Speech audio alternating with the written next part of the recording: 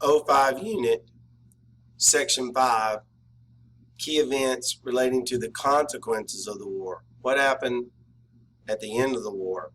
Well, you have a period known as Reconstruction. Reconstruction is defined as rebuilding the South economically, socially, politically, and physically. There are two plans of Reconstruction. One, presented by Lincoln, and then after his death, 5 days after the Civil War, he was assassinated by John Wilkes Booth at Ford's Theater. His vice president, Johnson, takes over and continues his plan. Lincoln and Johnson's plan of Reconstruction was known as the 10% plan. They were going to require that 10% of Southerners stand and recite an oath of allegiance to the United States, and if they would do so, then their state could re-enter the Union. Many in Congress believed that this was a lenient policy. To contrast the presidential plan for Reconstruction was the Radical Reconstruction Plan, or mostly led by the men in Congress who felt like the South should pay more dearly for causing the Civil War. This plan is considered more harsh. This plan was referred to as the 50% plan, and it's also known as the Wade-Davis bill. Radical Republicans in Congress passed legislation. Because the president that replaced Lincoln was a Southerner from Tennessee, he opposed many of their radical plans. So much of their legislation he vetoed. This did not make the Radical Republicans very happy. Over Johnson's objections, Congress was successful in passing much legislation which helped ex-slaves. The first is the 13th Amendment. The 13th Amendment granted freedom to ex-slaves.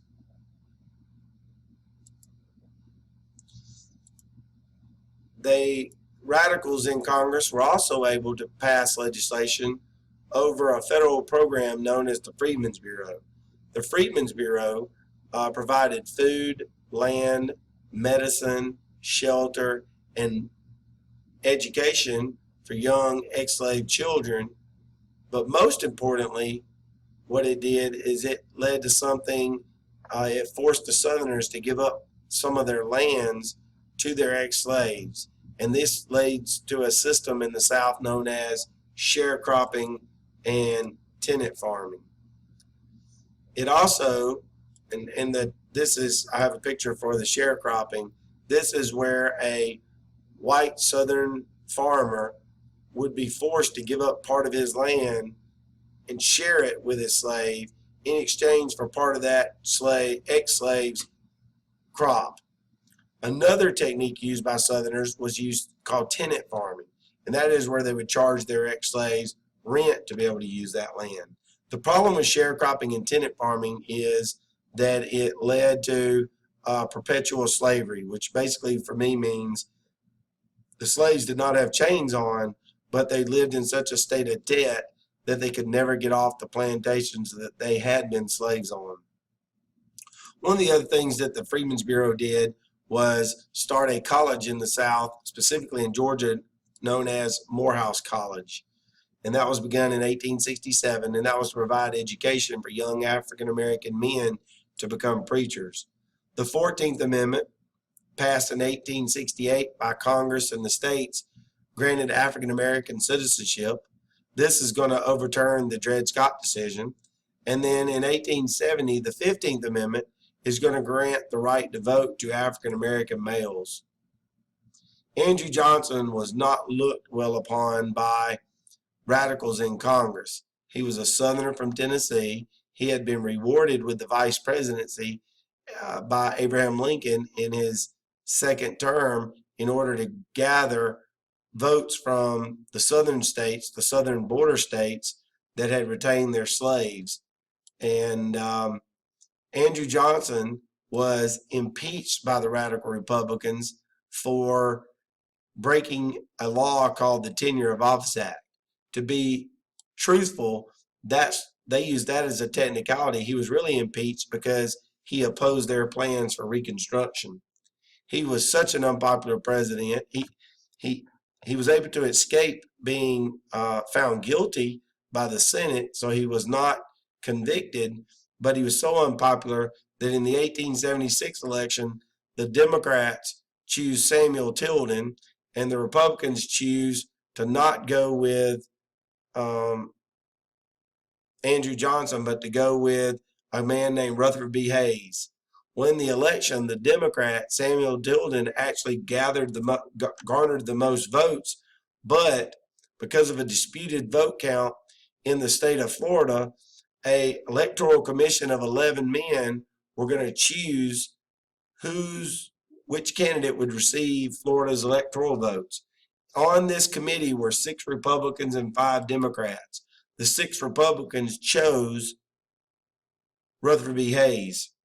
This leads to the Compromise of 1877. The Compromise basically said the Republicans promised that if Hayes could be elected president and the Democrats would not fuss about it, that the Congress promised to remove all federal troops from the South. Well, this means that Reconstruction is effectively ended. That does not mean, however, that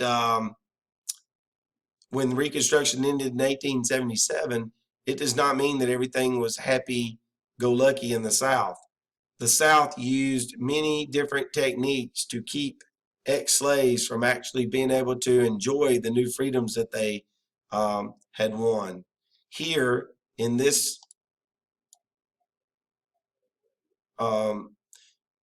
document, it's actually a literacy test that Southern states would give to ex-slaves, ensuring that they would not be able to vote.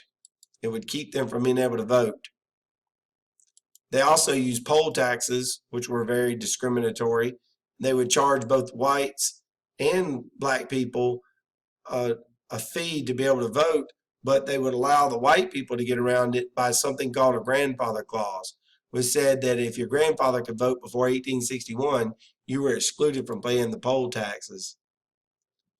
The slave codes that existed before and during the Civil War are extended with something called the black codes. Here is an example. These are black codes from the state of Mississippi. They were used to regulate the lives of the free black men and black women in the South. They were used to regulate their lives after Reconstruction ended. It's the way that Southerners controlled their ex-slaves. Here's a chain gang, and ex-slaves oftentimes were found guilty a lot in court and would have to serve long prison sentences. Another way that whites discriminated against ex-slaves in the South was a vigilante group known as the KKK. Here's a artist's cartoon of the KKK and how they're working with other whites in the South to keep African Americans subjugated. Supposedly the KKK was started by this man. This is Nathan Bedford Forrest, the namesake of the movie Forrest Gump. And this is a page taken out of a catalog where you could order you a Klan outfit. And I just thought that was pretty interesting. This concludes Unit 5, Section 5, key events that led to the consequences of the Civil War.